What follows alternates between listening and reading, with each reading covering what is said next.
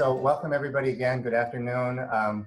We have just an amazing array of speakers today, and I'm going to just take up a little bit of time. Let's see here. I thought I'm going to take up a little, my screen. There it is. I'm sorry. Maybe there's a little lag there. But I want to talk to you all a little bit about, just to kind of give you some highlights about where we've been, where we're at right now, and some of our future in just about maybe 5 minutes. And then again, you know, Castro is kind of like our keynote speaker today, but we have some students to speak and other folks. So a really great lineup of folks. And thank you everybody again for coming today. I think that everybody probably on our call today knows that student activism really sparked the establishment of the Chicana and Chicano Studies Department 50 years ago. As a badge of honor, you know, we were the first ones in the entire UC system. The entire UC system, UCSB was #1 in terms of creating a Chicana and Chicano Studies Department. The ferment of that time, of course, was nationwide. There was a global uprising in 1968, and it really kind of intersected with our campus, with the North Hall takeover. Black students took over that computer center, iconic moment. It's been memorialized, thankfully, in the mural that existed there. You saw some of the pictures. You'll see them again here. Black student activism was absolutely crucial for Black Studies Department, Center for Black Studies, but also our department, which opened its doors in fall of 1970, and also the Center for Chicano Studies and many other things.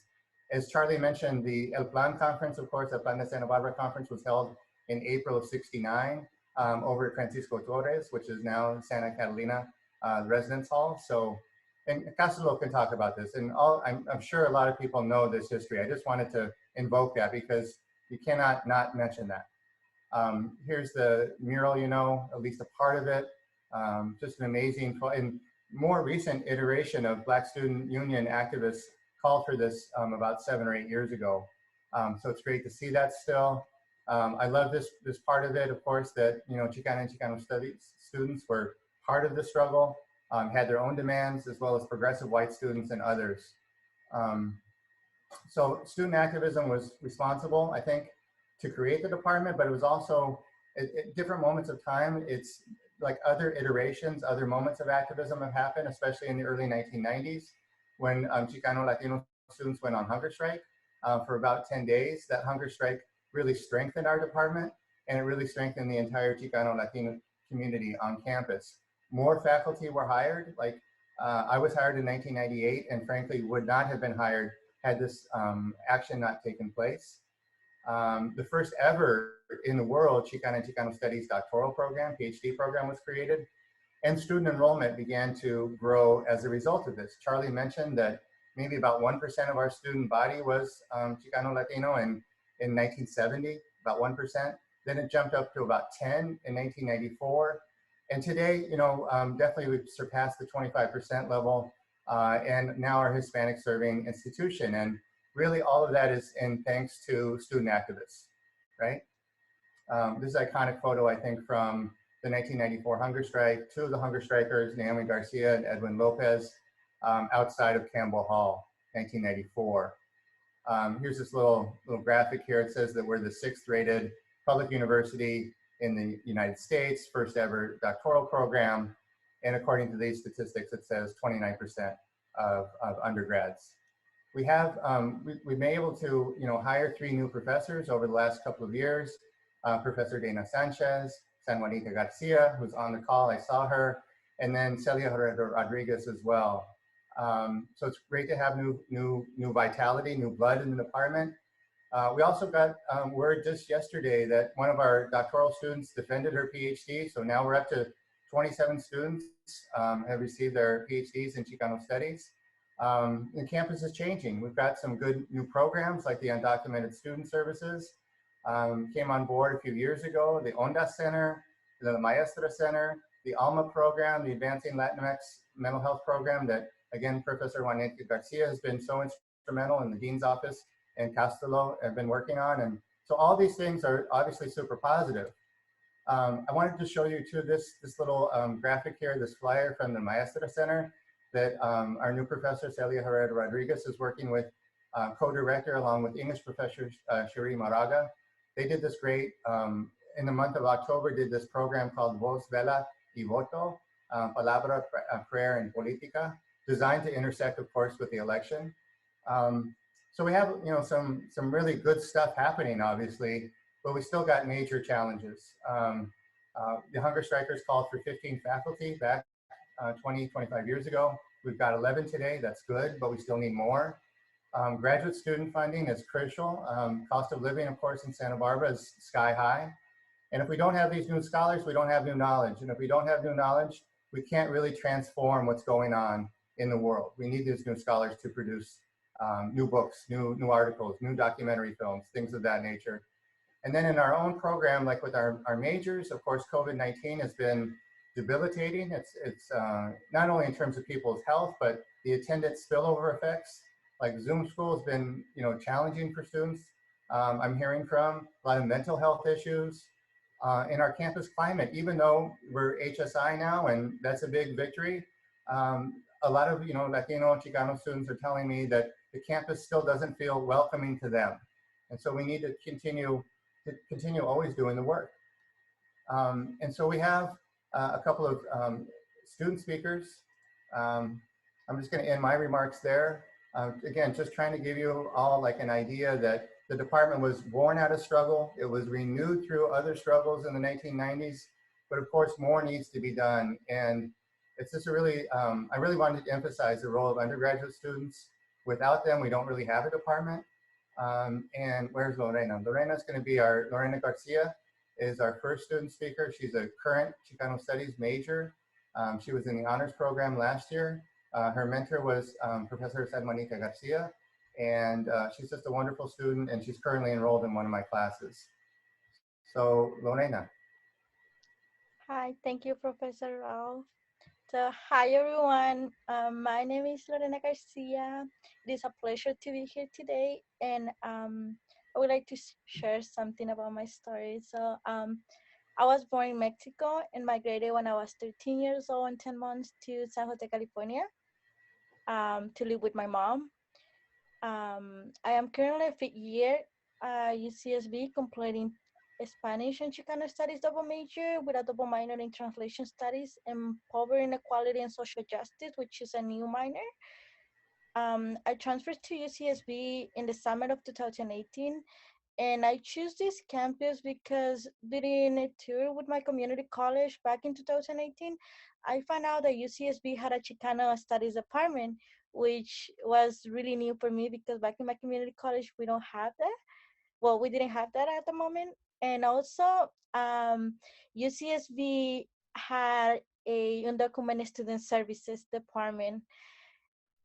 From the moment I knew this was the right fit for me, as a first generation, I was looking for acceptance, a sense of belonging, a place, and people to call my community. And since day one, I feel that support from the Chicano Studies Department because the first professor that I talked to, she was a TA, Marina Chavez, and then she offered me like all the support. Like I never feel more welcoming that time when I talked to her, because she was like, "Oh, you're gonna do great. This is the best department. We're gonna help you. Anything that you need, just come to our department."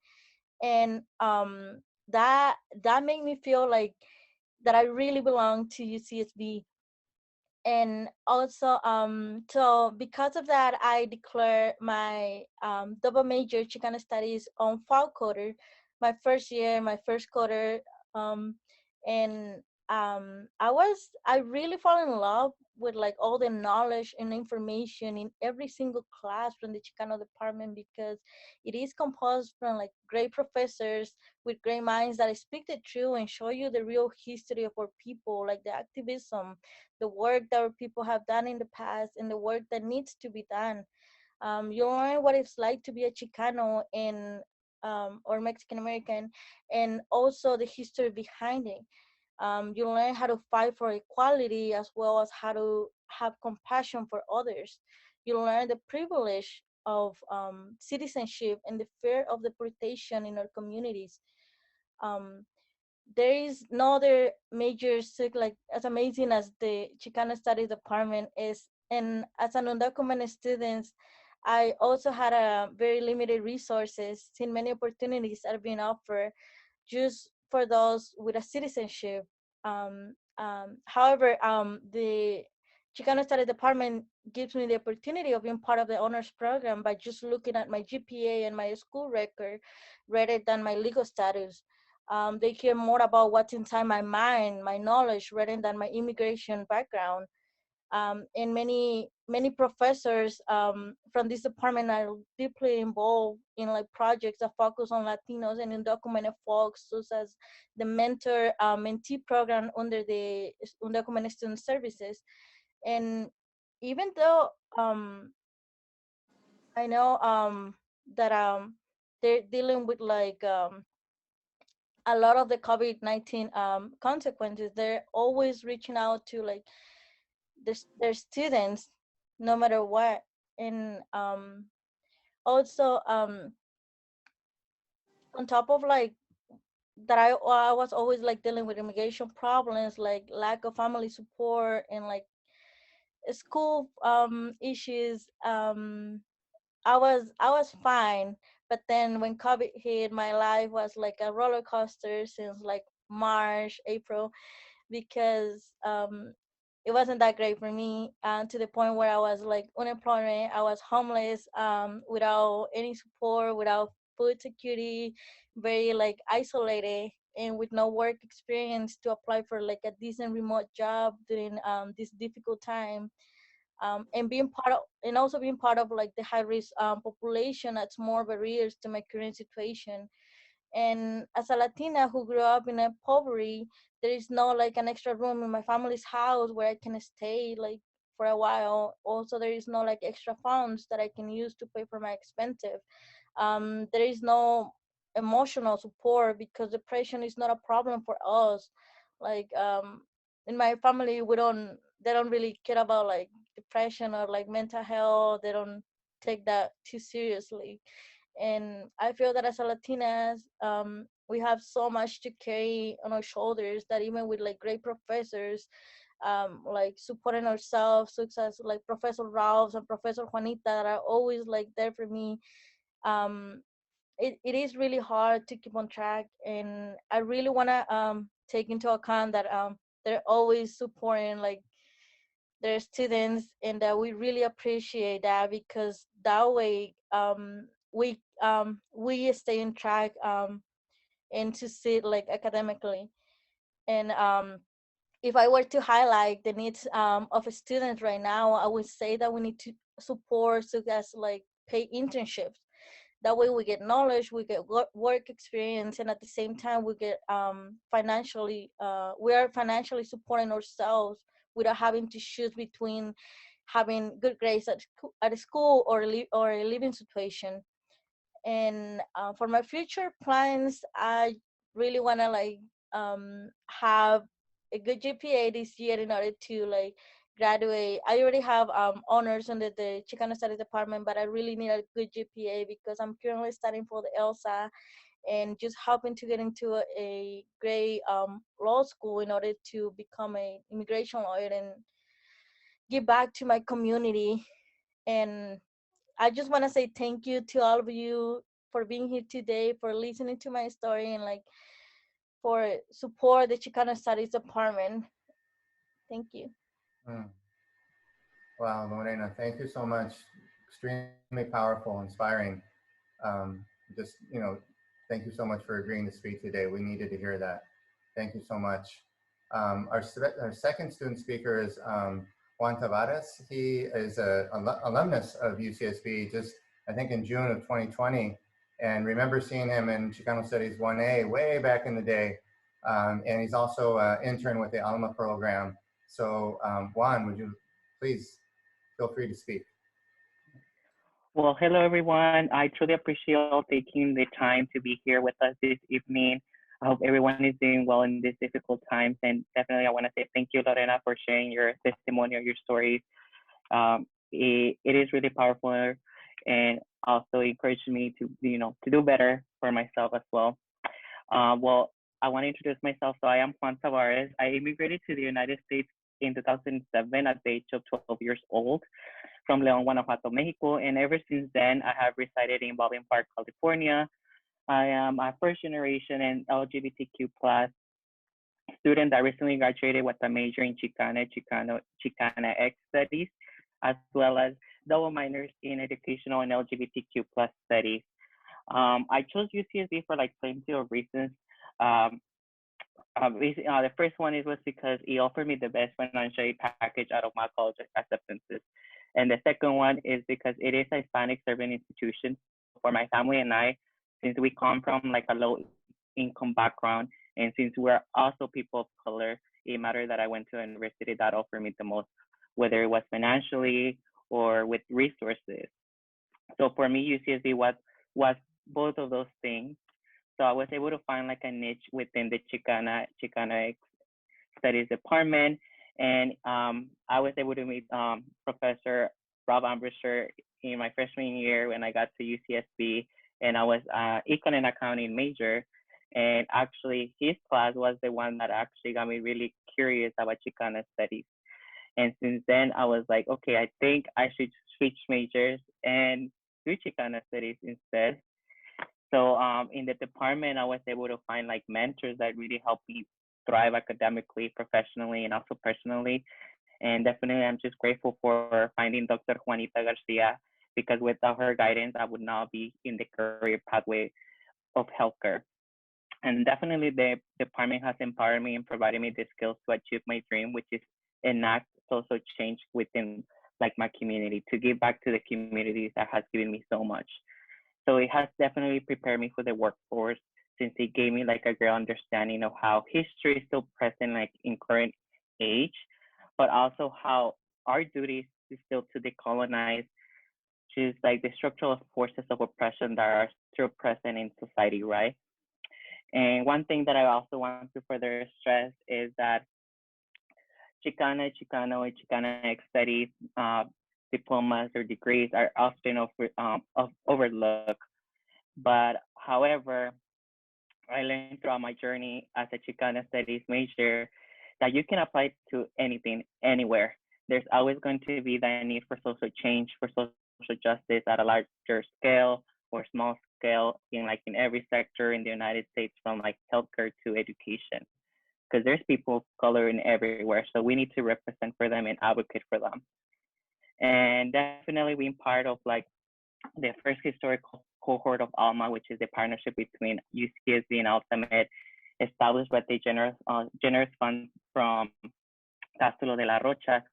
It was like a life changing experience, like for the positive for me. It definitely gave me the vast knowledge of social determinants of health, which are like the conditions that people are born with, live with, grow with, as well as gave me the experience in healthcare research.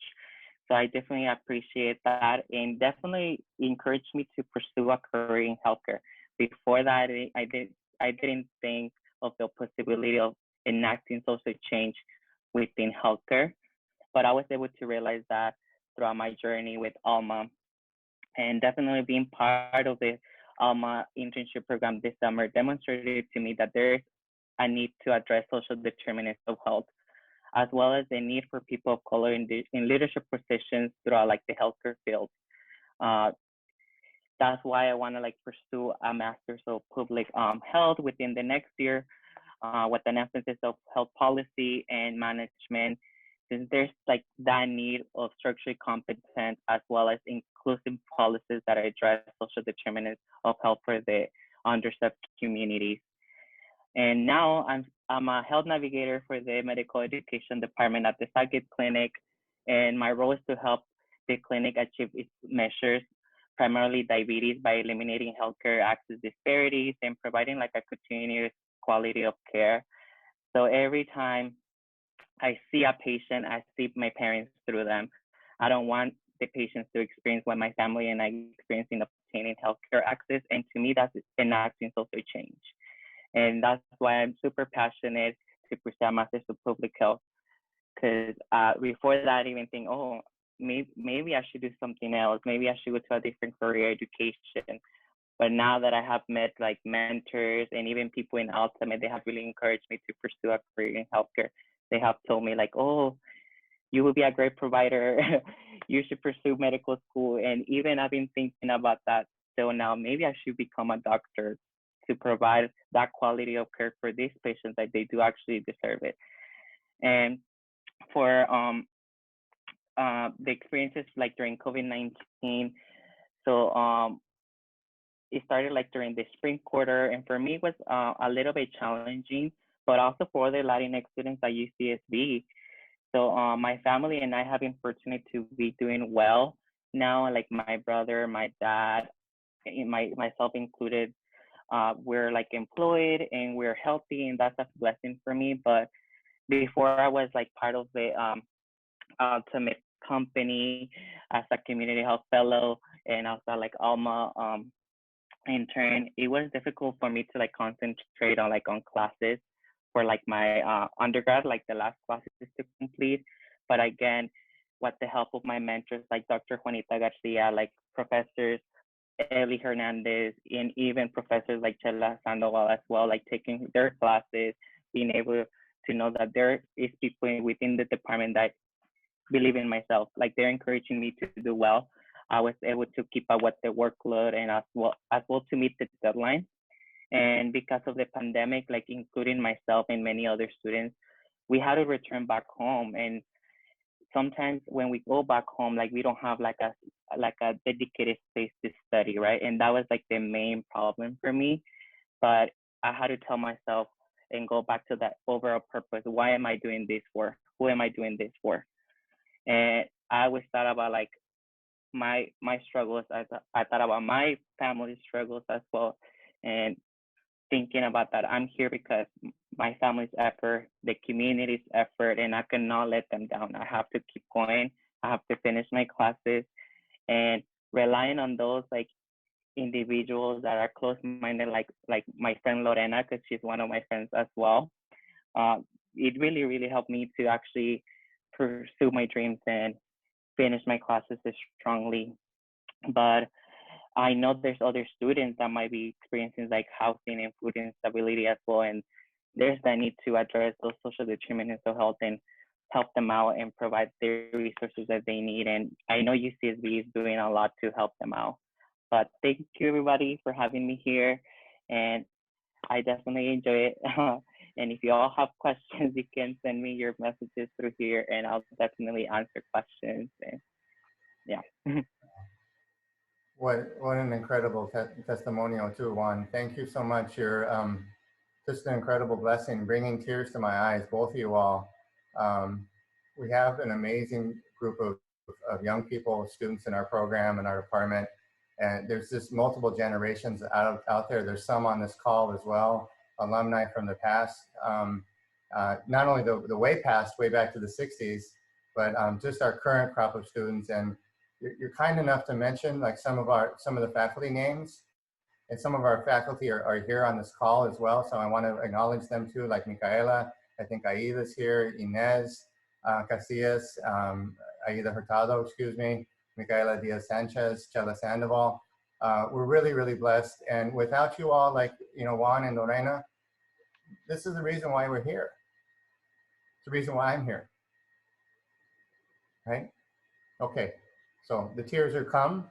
And then we have our big kind of like keynote speaker right now, who I'm pleased to introduce. Just gonna say one word, Castro de la Rocha, President and CEO of Altamed, UCSB alumnus, 1973, I think, and just all around powerhouse and star. So Castro, take it away.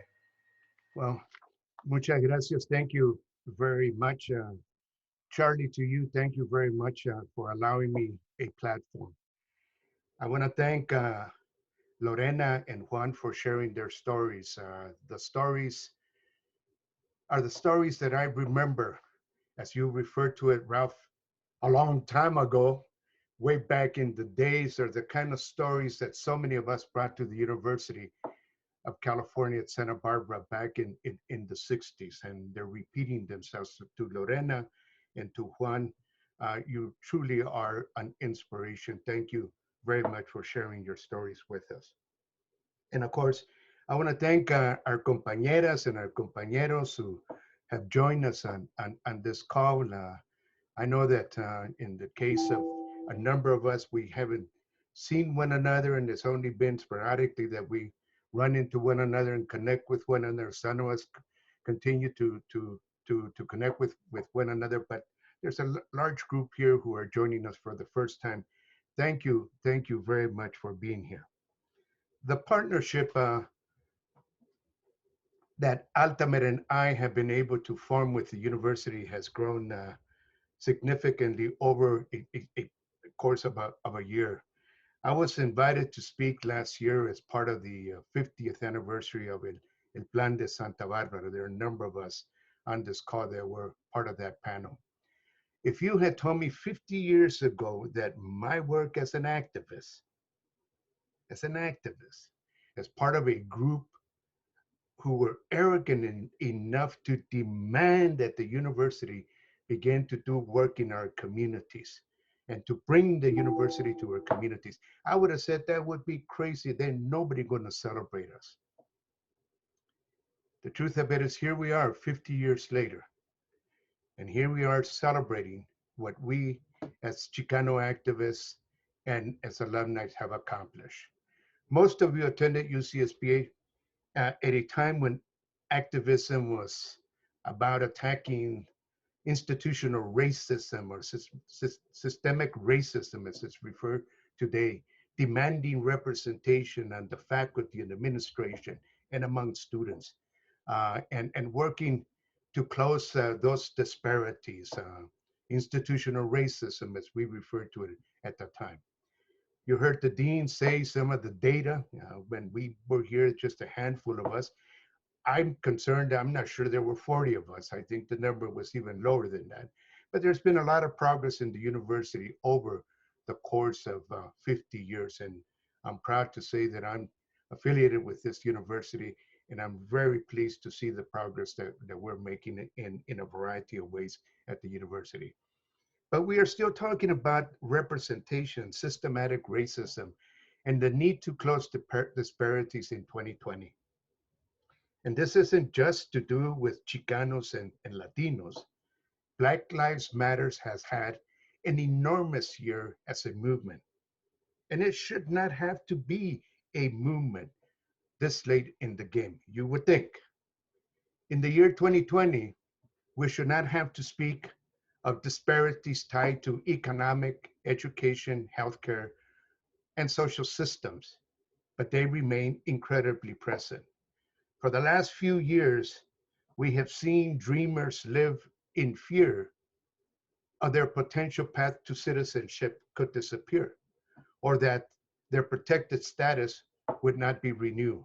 I hope, and a commitment from this administration is that that will change in an executive order in the first 100 days. I look forward to that.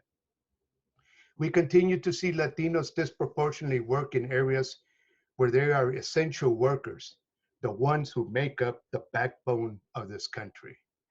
They are not only giving a safe environment to, they're not only often given a safe environment to work with, they do not have the luxury, these essential workers do not have the luxury to work remotely. Latinos are suffering disproportionately high hospitalization and mortality rates after COVID diagnosis. While COVID-19 is a worldwide health issue, but in California, where half the population is Latino, it is very much a Latino health issue. COVID has forced us to shift how we live and work and interact with one another. And it will have enormous economic impact, and it will reach into the next generation without any doubt. Parents affected by unemployment or in low paying jobs are struggling to help the children adapt to remote learning. If you are poor and if you share a small house, as Juan pointed out, with an entire family, you are not guaranteed access to things like Wi-Fi, phones, and laptops. You're going to fall behind. And we see this in large segment of our student population today. This pandemic has highlighted the difference between the haves and the haves not. It highlighted the disparity, has highlighted the disparities there. Latinos are less likely to own smartphones and more likely to suffer from food insecurities, as we heard. Our poorest community members are being supported by their peers, where the government is failing to step in. We are speaking more and more about the importance of mutual aid during this pandemic. Give you one example: undocumented families, those who are not receiving pandemic benefits or who may have dreamers as students, are being supported because of other community members. There are many groups that are raising money. They are raising money from the community to feed people in need. Uh, Community support has been critical to keeping impoverished Latinos afloat this year. But keeping people afloat through donations is not something we should have to ask our community.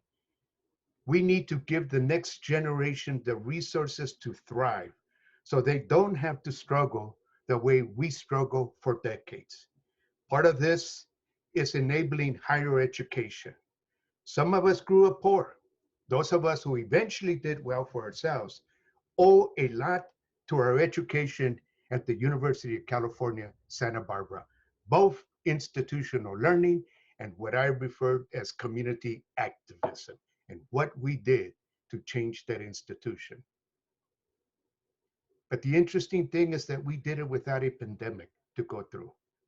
And we owe to this generation of students to make sure they have an opportunity they want. We're here because those students need your support. I am asking for your support in growing a brand new scholarship fund that would benefit UCSB Chicano study students, DACA recipients, and students interested in pursuing healthcare after college. I see that we got one converted here. Juan, thank you. I would love to hire you as one of our physicians at Altamont. I look forward to receiving your application in a few years at Altamont Health Services. This fund is named for my cousin, Mayo de la Rocha, who passed a few years ago after dedicating more than 30 years to teaching Chicano studies and history at Ventura College. When he died, it was my mission to honor him for his work in the impact he had on thousands of students. He is no longer here to impact new students, but we are here. We are here. If you don't know your history, then your history doesn't exist. If you don't educate yourself and write your history, then someone else is going to write it, and they're going to get it wrong, no question about that. I remember Sal Castro, a history professor who helped lead the 1968 high school walkouts in East Los Angeles, said this. Carlos Aro, the guy who was responsible for launching my career at Altamont, repeated this, and I'm repeating it now. Amidst this year's Black Lives Matter protest, we spoke of the importance of unlearning what we were taught in school and relearning our country's real, occasionally ugly history.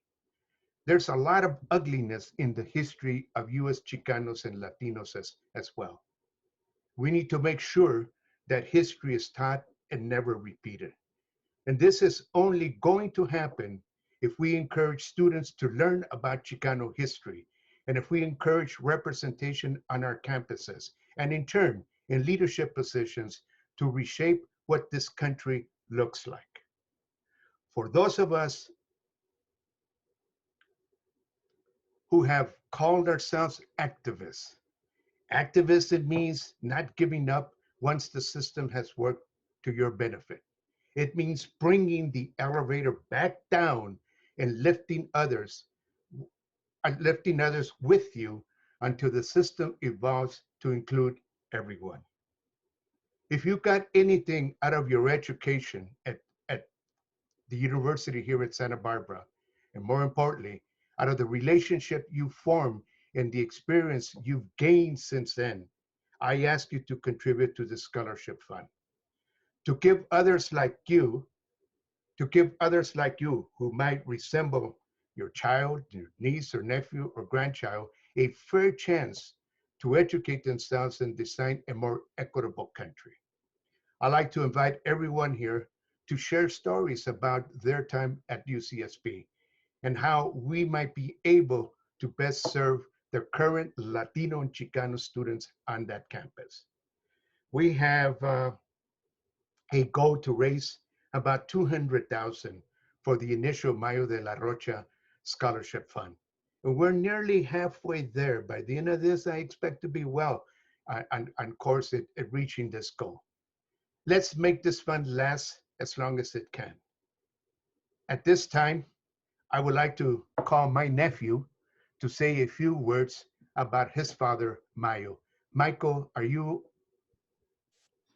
I'm here. okay? First off, hard to go after that. I first just want to say thank you to everyone for being here. Dr. Sandoval, excuse me prior to speaking because I get emotional around this subject. Thank you, Theo, for your continuous work, for all that you've done for so many known and unknown. It means the world to myself and my family that you were doing everything in your power to keep up the memory of my father. So thank you very much. I also want to just acknowledge that my brother Albert is on this call, as well as my uncle David and my father's best friend Cliff and Fernando. So thank you all for joining. I was trying to think of what's the best way to kind of encapsulate my father, and just want you all to know he was a humble Mexicano from Chihuahua, and immigrated along with Gastolo and his siblings and cousins to the beautiful community of Boyle Heights. And my father is a product of, you know, whether it was the Chicano East LA walkouts or the Chicano moratorium, you can't separate my father from the context of the time. And one thing that I've been blessed to know is that my father never left the Chicano movement. My father embodied the principles and values that led to these historic numbers that were shared earlier on. One thing, you know, he unexpectedly passed away 5 years ago, and I have painfully been doing interviews and writing his memoirs because oftentimes the truth of the reality is social movements are made of everyday people. Students that have spoken today, abuelitas and abuelos and everybody, and oftentimes history does not write the worker bees. And my father continued that legacy when he went to Ventura College.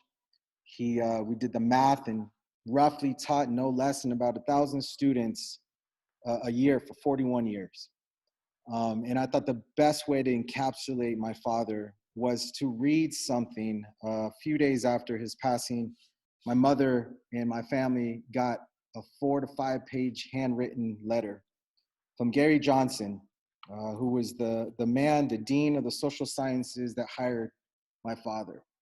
And I thought it was important to read that because we are living in very similar times, living through two pandemics, if you will, one with COVID-19 and the other with racial injustice. And if anything, I am blessed to be the product of the soil of Atascaderos and my father. But I thought the best way to just that you all know about his legacy was to read the words from the person that hired him. When I hired Mayo as my first hire, it was with huge and unfair hopes and expectations. I silently placed on him as a young man who was coming fresh out of graduate school. Throughout his career at the college, 40 plus years, he bore a burden we did not ask of any white faculty. For minority faculty and women first hired in the early 1970s, the challenges and goals were much, much greater. They were nothing short of revolutionary. The hope was for transformation in every aspect of the students' educational experience, the college's recognition and response to unique minority and women students' needs and aspirations, and to have an impact on community change. Mayo was Ventura College's groundbreaker. the first minority professor hired. And fortunately for everyone he touched, his career exceeded any initial hopes that I could have imagined. He gave more of himself than anyone could have asked and did so with amazing dedication, passion, resolve, and love. In all of the above, Mayo was persistent in his dedication to the things he believed in and the changes he advocated and tried to bring about. He was always pushing, relentless, tough to discourage, and involved. People and institutions seemed slow to change, and the status quo and inertia had a dead weight that was tough to budge, but Mayo persisted. Mayo's way, his personality, his charm, his authenticity were in good balance to win supporters and to make no enemies, to not make conflicting principles and beliefs seed personal resentment, to keep to the high road of values that are ultimately hard to argue against as not right or just. Mayo was effective and respected for the sum of who he was and what he stood for and modeled with his behavior and his words. We all owe him different and important depths of gratitude. We are all better because Mayo was Mayo, and he was part of our lives. Mayo's 4 decades at the college leave a unique and lasting legacy. He has become an institution within the institution, a lasting presence much larger than himself. The college, society is forever changed in a much better place because of him, and it can never return to where it was before he arrived. Ironically, Mayo made us better, and yet his absence diminishes the whole. I thank you all for this opportunity to share some words. I strongly encourage you, if you can, to support this scholarship, because if it isn't for the young people of our society, we will not have the society we know is possible. Movements have always been led by young Chicanos, young people of color. And I just implore you, in this time where we need us more than ever, if not us, then who? Now is the time to invest in more than we ever thought possible. So I thank you, Theo Castolo. I thank you, everyone, for your time. And I look forward to creating the world together that we do know is indeed possible. This is Michael. Thank you, mijo. Appreciate that. Appreciate that very, very much. Mayo is in Lorena. Mayo is in Juan. And Mayo is in so many other students across this country, across the state, and in our own communities. It is because of that spirit that represented by my primo hermano, as I think that Miguel is perfectly correct, a humble guy, quiet, most of the time there, anytime he was needed, Mayo was there to do the job, and he did the job as he did it at the junior college. Me gusta cantarle al viento porque vuelan mis cantares y digo lo que yo siento.